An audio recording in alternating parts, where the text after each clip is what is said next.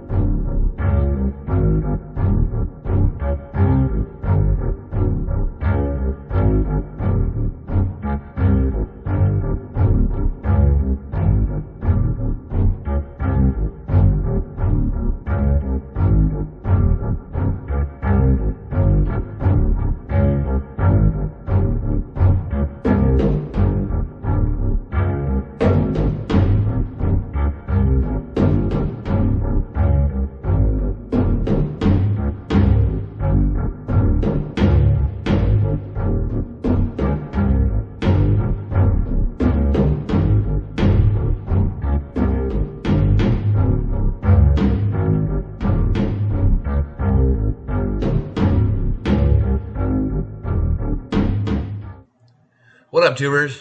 Yeah, it's your old pal Jackhammer Mike with another lame video. Just thought I'd throw out this Nancy Pelosi bullshit who, she came on today and just totally belittled a reporter, acting like the elitist that she is.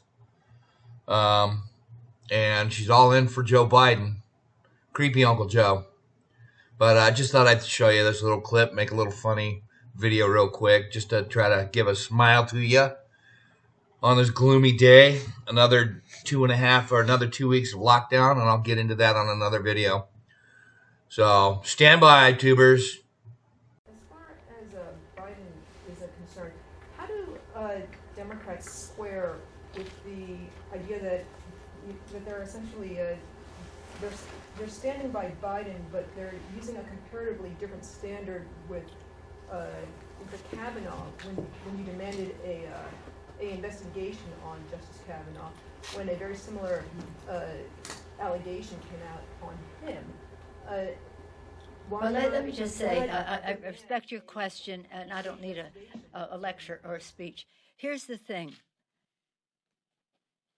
I have complete respect for the whole Me Too movement. I have 4 daughters and 1 son, and there's a lot of excitement around the idea that women will be heard and be listened to.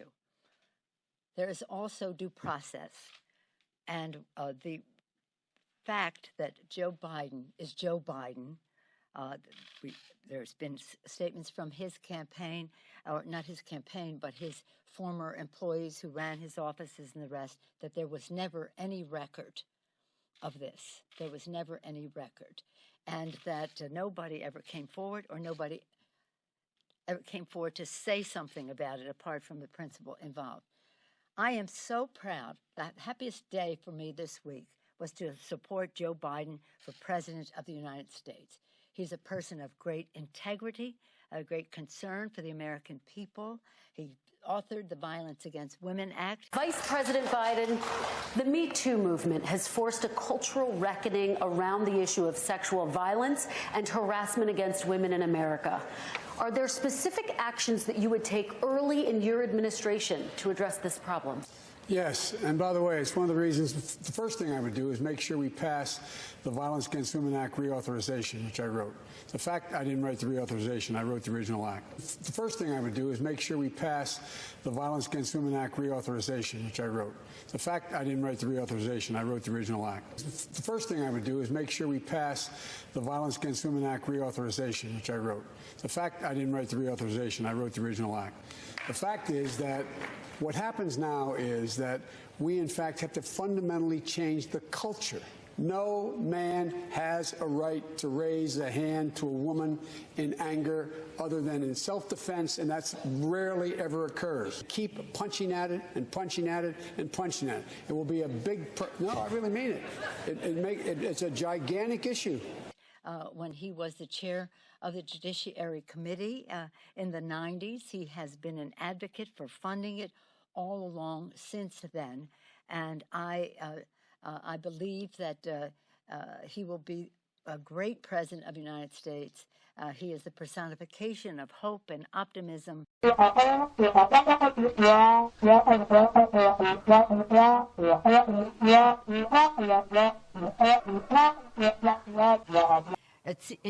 here to stand in support of Dr. Christine Blasey Ford and to applaud her courage as she prepares to tell her story.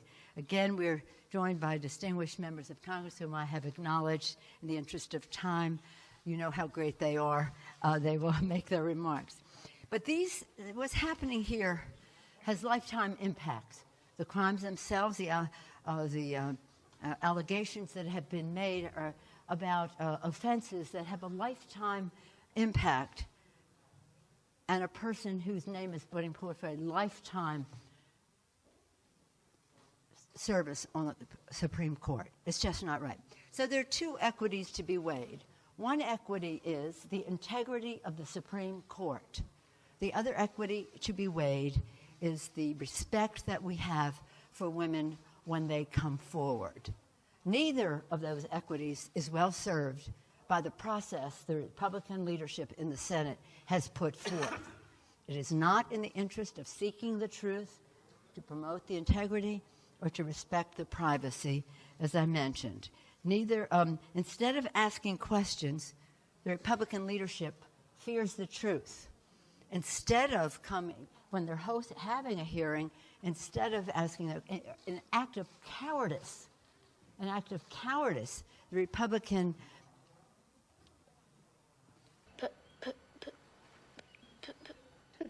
Today, Junior? No offense, all-male committee has decided that they would have what they called a hired woman? Is that the expression they use? A hired woman to ask the questions.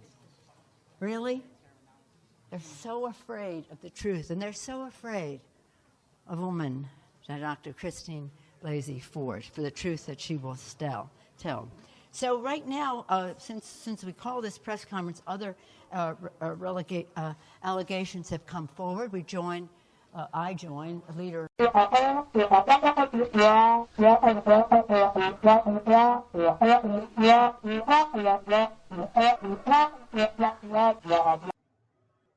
Well, there you have it, tubers. I'm going to leave you with a little tidbit of Joe Biden.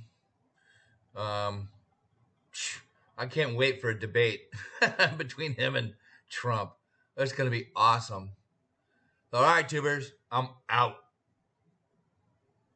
And still, we're way behind on the testing piece, and I don't quite understand why we're taking so long to do the kinds of things that have to be done. There's during World War II, where Roosevelt came up with a thing that was totally different than he called it the World War II. He had the War Production Board. Tomorrow's Superstar Tuesday, and I want to thank you all. I tell you what, I'm rushing ahead, aren't I? 150 million people have been killed since 2007 when Bernie voted to exempt the gun manufacturers from liability. It would put 720 million women back in the workforce. Nobody should be in jail for a nonviolent crime. My name's Joe Biden. I'm a Democratic candidate for the United States Senate.